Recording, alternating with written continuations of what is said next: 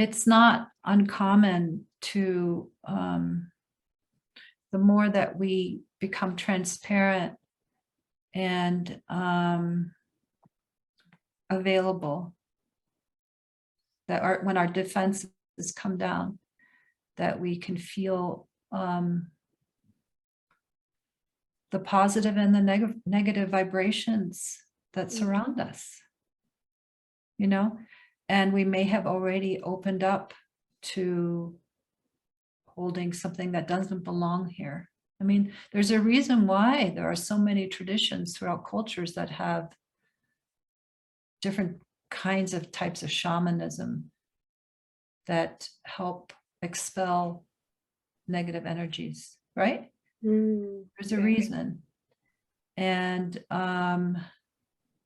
we don't want to be afraid of opening up and cause that to make us afraid, but we want to also be wise and realize that it's very likely that we have picked up something along the way, even not just only other lifetimes or other things like that, like what we're talking about, but other times maybe in this life where someone has wished us not well,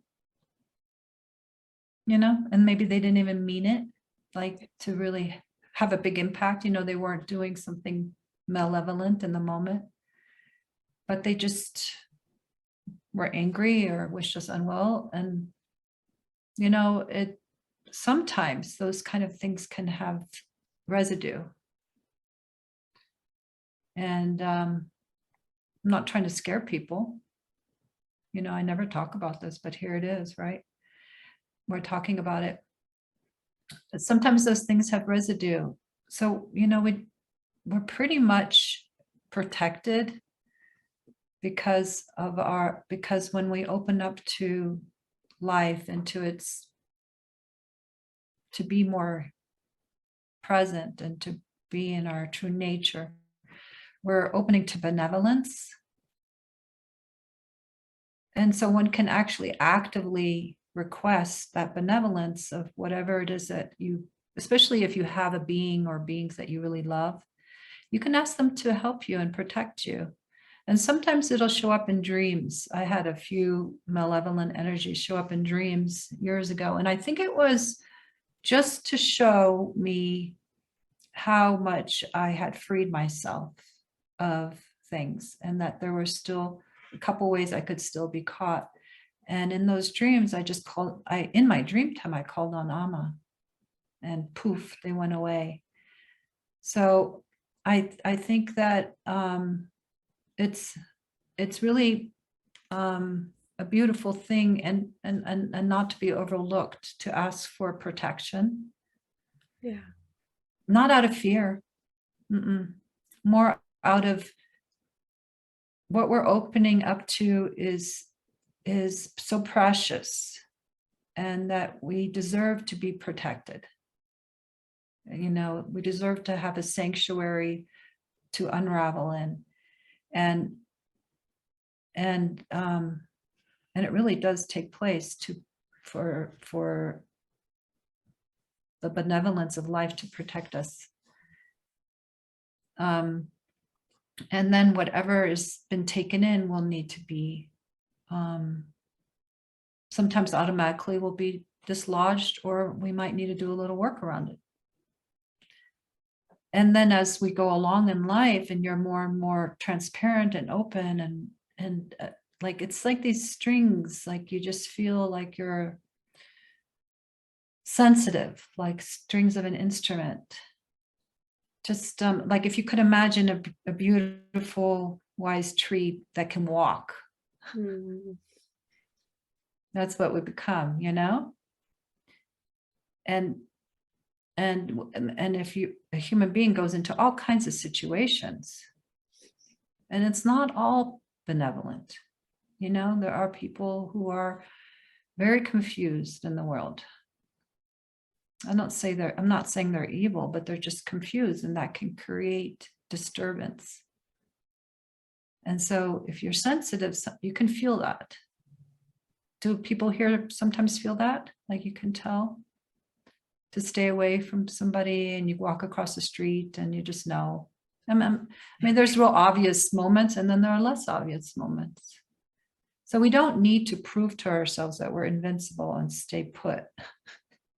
Like, I'm going to prove that I'm so opening up to truth and wakefulness that I can withstand this very disturbed energy. Well, it might be a fact, but why do that? Like I said, we're these sensitive instruments. We're going to feel it, and we'll have to then harmonize, right? And sometimes there's, you know, out of compassion and love, we'll talk to somebody who is semi-disturbed. I find myself doing that sometimes. And oh my goodness, the beauty of them can come out. The beauty. And they're suddenly saying, bless you, you know, when they walk away or whatever. Like, the beauty in them comes out. Not just because of me, but because it's seeing that in them. So, you know, Yogananda says, environment stronger than will. I've brought this up before in groups. Environment is stronger than will. So take care of your environment.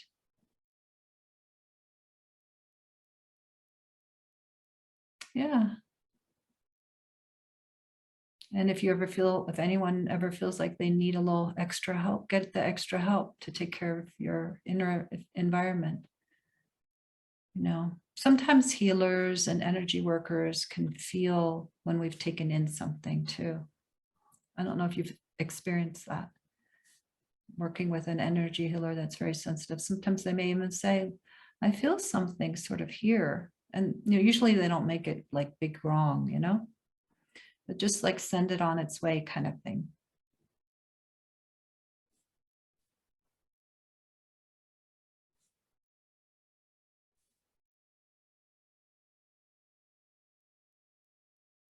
Thank you so much for that. Yeah, you're so welcome. And one last piece for everybody is that, you know, as we clear out inside, we're going to be clearing out whatever kind of places we may have that have been open to pulling in certain types of people or energies, you know, like if our existential will force center in the belly area is not healthy and closed and boundary. Do you know what I mean? It can still be a bit messy and pull in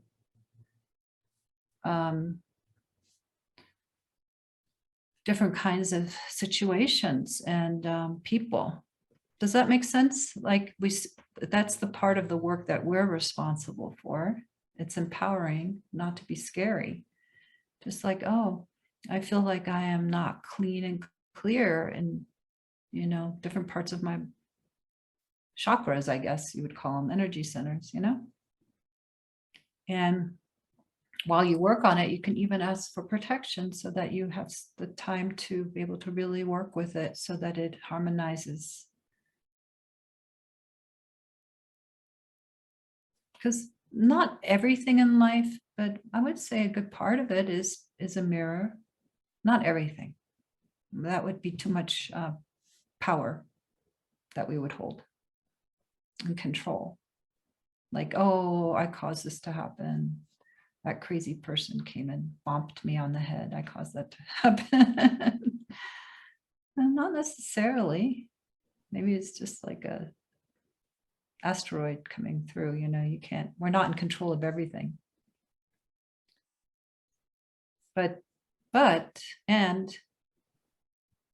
There's a shielding that kind of happens when we're not open psychically to certain things, that it's not part of our reality. And I'm not being all new agey here, or maybe it is, but it's my experience is that, you know, like one person may experience this in that one cafe, say they go in and there's something that's disturbing and they will have an encounter. Another person could be there and nothing that it's like, not that they don't see it, but it's not, those waves aren't touching them.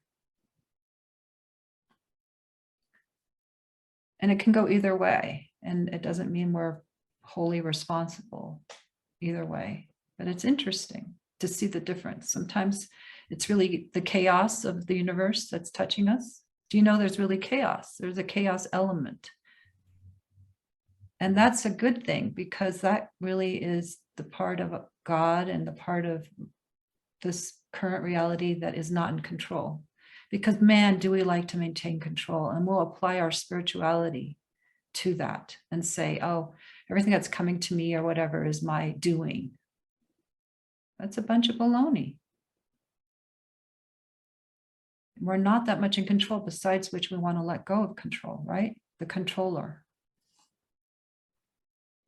So just be a little bit more in the unknown. I don't know. Let me just see if I can tune in. Was this something that is playing out because I have stuff that's still resolving here? Karmically, energetically, right? There's still karma. There's still stuff playing out karmically.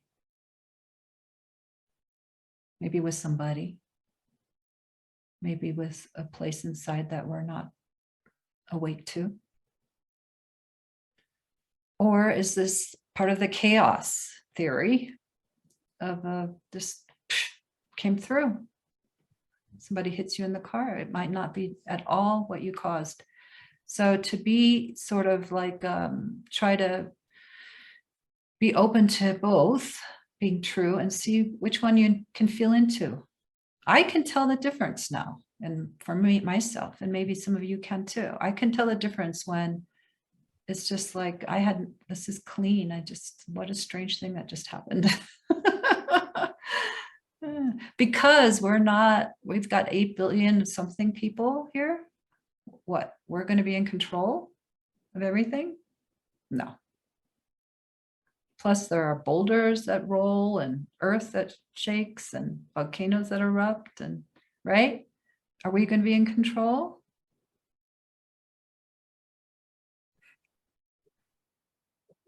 No, but I do believe that life, we do have a predestined time when we're meant to die, which is wonderful, which means you can't really do anything to stop it from happening. So why worry about it? If it's already predestined, maybe the way you die may not be, but if it's already predestined, the timing, and Neem Karoli Baba said that, and I trust Neem Karoli Baba. And Ramana said that awakening is predestined, so I trust that too. And they're not the only ones who thought that, I'm sure. So if awakening is predestined, you get to let go, do your work, right? Because it does help. And if your death is predestined, you can let go, but you do what you can to stay healthy and safe. That already takes a lot of the pressure off. Wouldn't you like to have the pressure go off of you? So if you like really believe in this stuff, like believe with all your heart, like real faith, what real faith is about, not just hope. But if you trust a being like implicitly, I mean, you're lucky if you do. I say that's a grace. If you can, because otherwise it's all up to you, and how that's tough. I wouldn't want to be all alone with what I feel like is true. You know, this lineage of amazing beings and teachers throughout time, they're meant to inspire us and support us. So why remake the wheel? If they say something and you think they're pretty exemplary, why not trust it?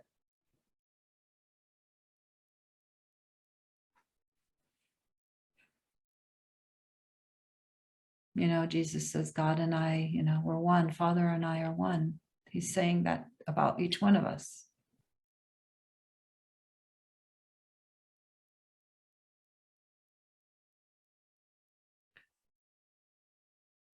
So, you know, have faith and tie up your camel, right? Is that what they say? Trust in God and tie up your camel. Keep trusting in God.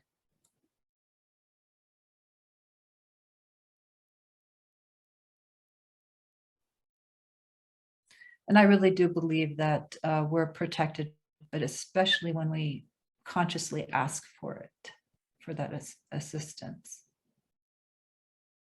And if it helps you to open up further and being more diffused, then do that, because you don't want something to hold you back.